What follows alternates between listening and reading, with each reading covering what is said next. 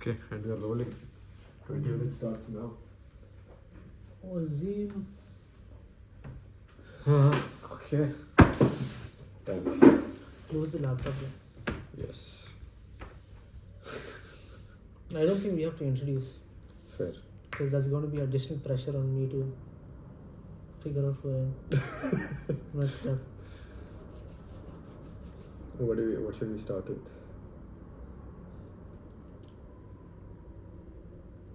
I think let's start with AI. Yeah. I really like. There's lots to talk about, no? What is your opinion on AI? What do you think about it in a general sense for the future? Because, okay, one thing I'll tell you about how I see it is, this is what I keep talking about repeatedly with everyone basically.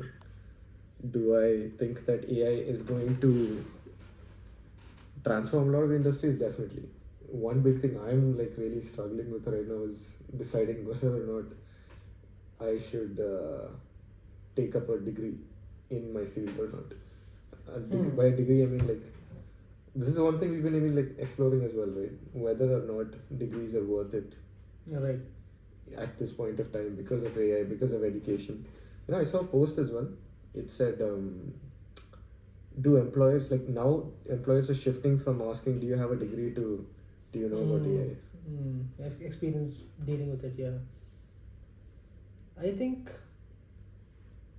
it's going to revolutionize many industries, which is going to be a good thing. But as with any revolution, there's going to be many things that are going to be destroyed, right? Like for example, many industries are going to be drastically disrupted, which means many people are going to lose their jobs, many things are going to get destroyed, but that's going to like make many things, and that's typically before something like great happens, there's a lot of like burning the stuff for that to be built.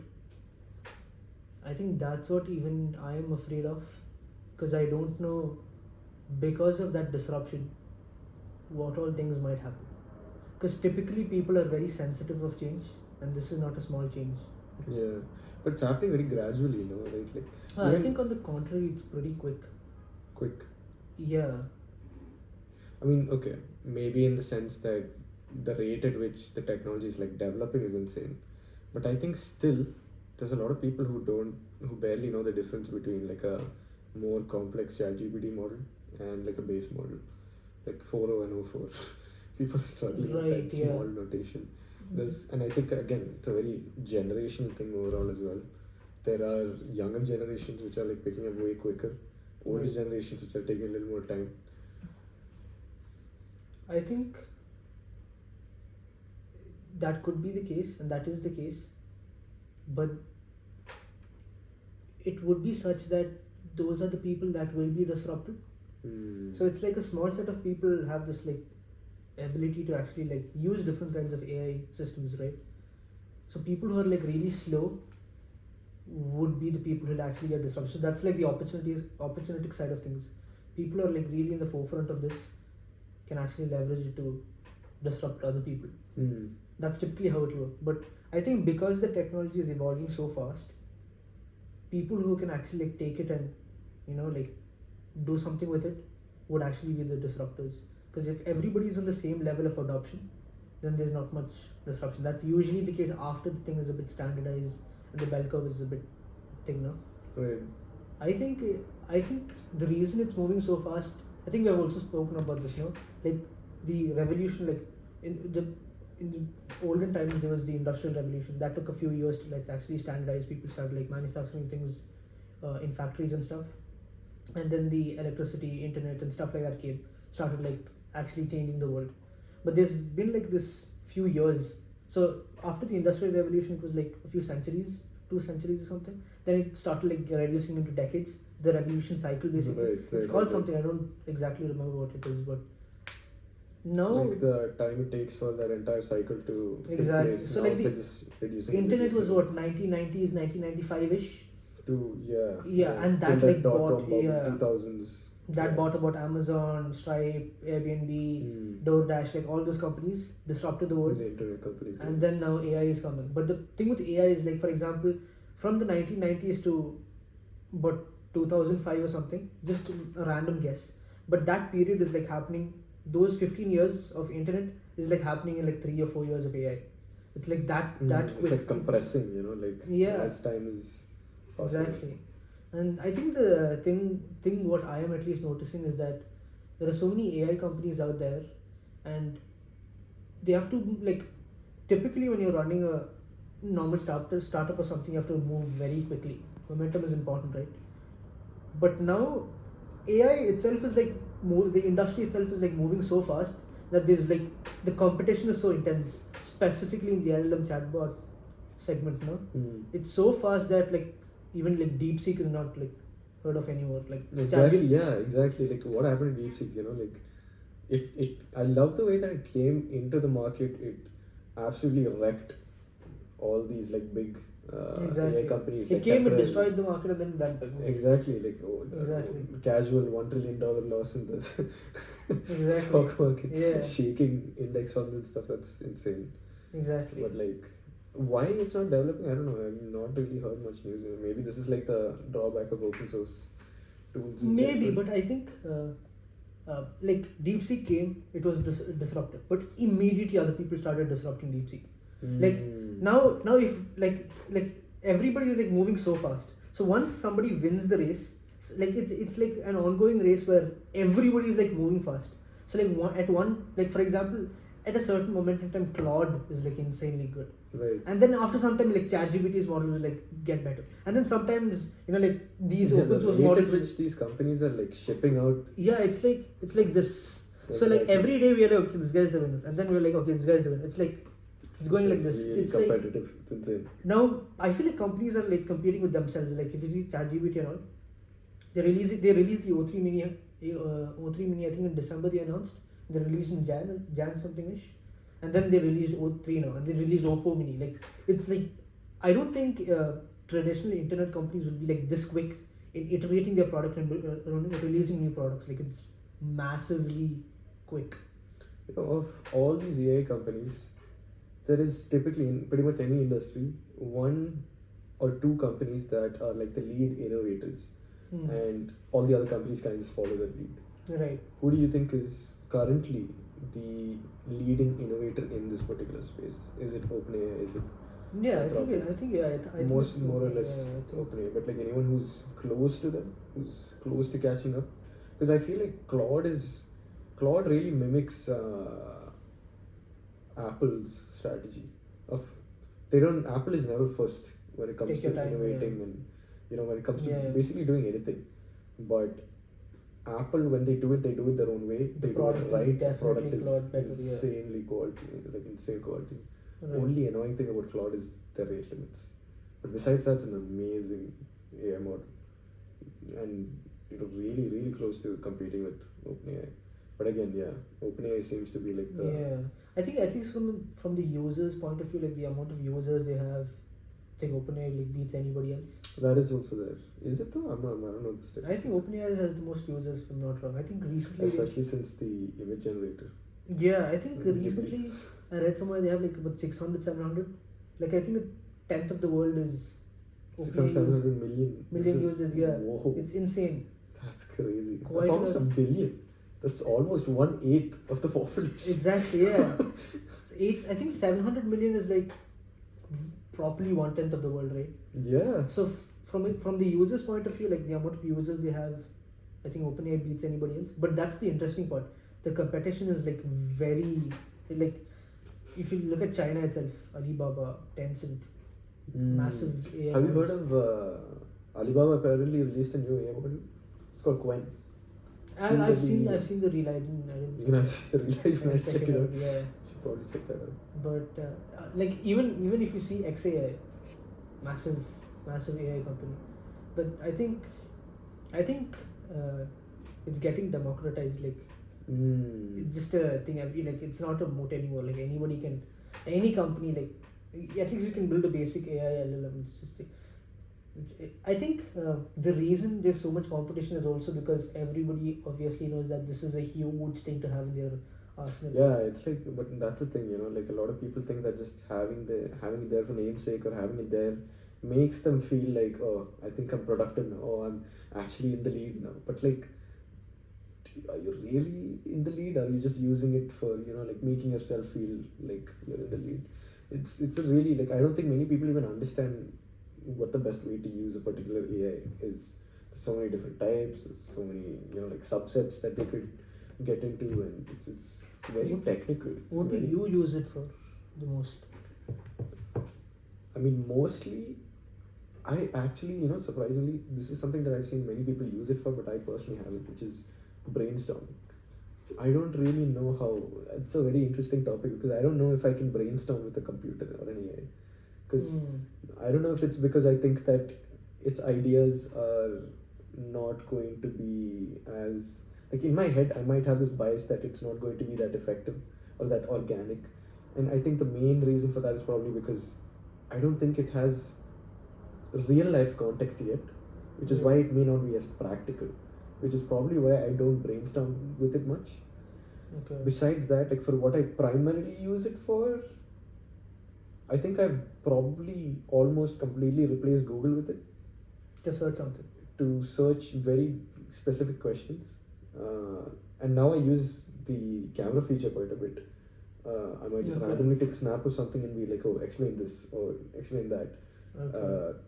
For example, like recently I needed to know what's the best chess move for a particular layout of a right. So I just simply took a photo and it's like there, and it's super easy, it's super quick.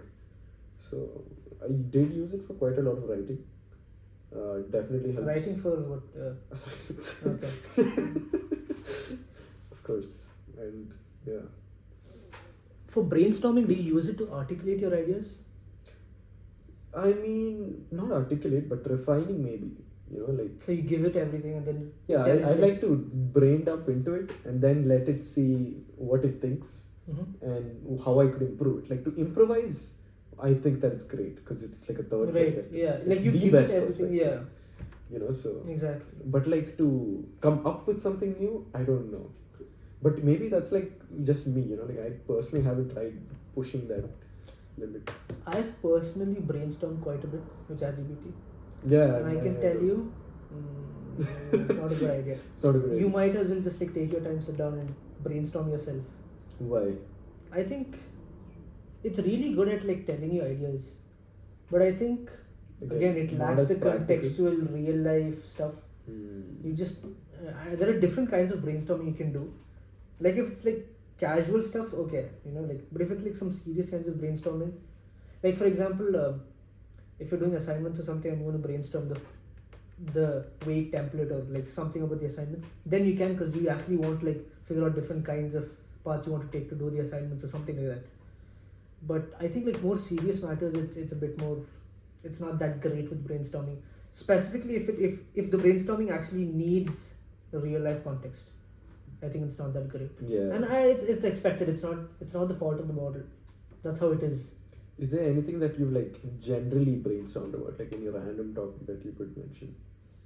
Generally, what do I brainstorm about?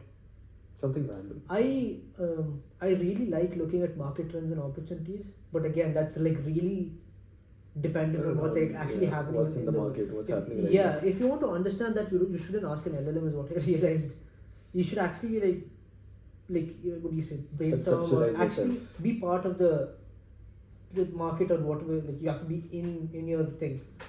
You can't just ask an LLM for the. I think even ourselves, like us sitting here, we are not gonna have as much context as someone in the market in that moment, like in the Exactly, business, yeah. in the office. Those Exactly. people have like, asking an LLM for those. not gonna happen. Yeah, but I didn't know that, so I was frequently like figuring things out like that. But I don't think it's like there's no solid foundation for it to base those things off. You can research online about those things, but you need more like personal experience or touch is what I think. One more interesting topic I want to get into is the interplay of AI and jobs and employment. Because now we are just graduating, so we are in a position where we kind of have to decide what path do people like us in this particular generation. We're in like this very transitional phase of life right now, Right. right? And we are not. I don't think we fall into like the hardcore traditional. Yes, take a degree, get a job, Right. move on, or the new era, which it seems to be like turning into this new era of, oh, here's this huge wave, this huge opportunity of AI. Yeah. How do I capitalize that? How do I, like, what do you think about unemployment in general with respect to AI? What do you like? Do you think it's going to increase? Is it going to shift jobs? What is your opinion on that? I wanted to like tell you something. I forgot. So since you came back from Malaysia, I've been an unemployed now. So I'm like really thinking about actually thinking about my path. Okay, like, seriously thinking about this, and I want I want your thoughts to like Sure. help me like articulate. Okay, Sure. what I was thinking is I am like really interested in the transition, with the opportunities that are there in the world because of AI right now. I really want to build stuff, explore stuff, build something, do something like. And I was thinking, okay, traditionally everybody was saying that you have to get into a job to get experience. That's like the thing. The usual, Yeah, the usual thing. And I was actually thinking about this, if this actually makes sense today. I was thinking, if somebody joins a job, and if it is us, it will be like what, some intern or something, just graduated, right? Intern or working, like you won't like get a high level overview of the company itself. You'll be like working in your own department or working somewhere like that. I think a person who works like that might actually like close himself from the opportunities or exploring stuff that's out there. He might learn things that are like in the company that's running with the company. He might also like learn stuff about so many things. But I think with the way AI is like moving so fast, I don't think whether going into the AI world and like building stuff and exploring and talking to customers, like those things are thing, or should he join a company and actually like get experience? Like the thing I'm trying to say is, would this experience in a company actually matter in 5 years? Would the same kind of environment be there in 5 years? Should you actually do that, or would it be smarter to actually like jump and explore stuff? Get into the deep end, figure out. Yeah. What Instead you of like want to do. working somewhere in a company, and I mean like mid to large size companies, not necessarily startups, because startups are already exploratory, right? But like if you like properly get into a job and decide to take a job, the thing you're learning on a day-to-day basis, is that slower compared to the AI world, or is that information going to be still valuable in a few years to come? Like, are you actually like instead of getting more experience, you're getting the wrong experience that won't. It's like an analogy would be before the internet came or something, and you're an accountant or something. Before Excel came, maybe. Before Excel came or something, you're really trying to Writing work. on books Yeah, and stuff, you do the calculation yourselves. Okay. Yeah. Instead of that, if you actually dove deep into softwares and how to like do stuff with softwares and stuff like that, would that be more valuable than doing the calculations every day and learning about how people do calculations and notebooks and stuff like that as an accountant or something? Or would it be like smarter thing, if you got into softwares? But I think like the AI is like 100x, 1000x the software world. Like I think this is like the software was like really disruptive in almost all industries. I think AI is like going to toss the entire thing. Like it's going to be like really it's going to maybe change the way things are done. I actually remember reading, or somewhere I read it, that AI is going to be like another invention that just came, like electricity or light. When Thomas Alva Edison invented the light bulb and brought light to the world, this is kind of like a very similar type of infrastructure, which is, people are saying like you should think of it like a commodity. You should think of it like as this huge infrastructure that is going to completely transform pretty much everything. Exactly. Right? And I think it's a very safe thing to say that it's definitely going to speed things up quite a lot. Now, when it comes to like whether or not you should take the traditional route or if you should jump straight into the deep end, my take on that is like jumping into the deep end. Like I think regardless of what stage of life you're in, regardless of what industry you're in, there is always that decision that you can take, and there is a certain level of risk that you have to uptake in order to do that. And well, the traditional route, I don't know how, like honestly both routes are not secure. We have this false sense of security with the degree and that you'll get a job, at least because that's how all of history has been. That's how it traditionally has been. Yeah. And to be fair, like still, if you're lucky, depending on the job market and stuff, yes, you're way more likely to be secure with a job and stuff in today's world with a degree, rather than diving straight into something like AI. You know, Yeah. another thing I think about is not everyone actually has the privilege to really learn about AI like this. Not everyone has the privilege to jump into something as risky as this. It's super circumstantial, right? Like Right. a lot of different students, and if you're talking about the average person who just graduated and has the option to go these two paths, if they have time, if they have the ability to explore, I would probably recommend go for it, because ideally this age is the best time for you to explore anything like this. Exactly. This kind of opportunity is not going to come back. You don't know what's going to happen in the future. It's all super uncertain. You might regret it. You might regret it. That's, I think, one of the biggest factors as well. You know, like you're going to become old and grey one day, and then you're going to look back and think to yourself, shit, I should have What if I took probably, the other path? yeah, I should have invested in Bitcoin back in 2000. I should have, invested in that stock way back. Like similarly, you should have probably taken that opportunity in AI and see where it goes, see where it takes you. You know, like It's worth the risk, is what I like. The it's the risk definitely- versus the reward is Exactly. insane. Even to just be part of the Exactly. just yeah. And I think that either way, in this, it's such a weird bet, because it's like even if you just go into studying it and you don't know anything about it and you learn it from scratch, even if everything fails for you and you go back into the job market, these are skills that you can actually build on. These are skills that Exactly, yeah. compound. Maybe it might be like more valuable when you actually like join a company, having done like quite a bit there. Like it'll actually be valuable for the company. And I think it'll become the norm actually. I think that people will reach a stage where everyone is pretty much educated about it, and again, everyone's back to leveling the playing field. Right now, we have this delta, and a lot of like a small minority of people who are really driving change, who know, like they're these hardcore engineers who really know AI deeply. Exactly. They are kind of like the ones driving steering the direction of how this should go. Exactly. And then there are like it kind of just like trickles down to people who are just generally using it, and eventually everyone is just going to be ending up using it, and pretty I transparent. mean, this is the phase that opportunities exist. After it like flattens in, there's nothing much you can do. Like it's already leveled. People have already filled all the opportunities. Exactly. So I think this is, and another thing which is very interesting is not many people, even like the people on the top, who run all these AI companies, even they don't really know what the world will look like in 5-10 years. They have a vague idea of what it should look like, but it's like, yeah, like I mean, AI is going to like revolutionize the world. What exactly would it revolutionize? Well, it could do this, it could do this, it could do this, but I think even Sam Altman spoke about this. I think 2-3 years ago, he was expecting blue collar work to actually get disrupted by AI, but actually like, white collar work got disrupted, specifically coding.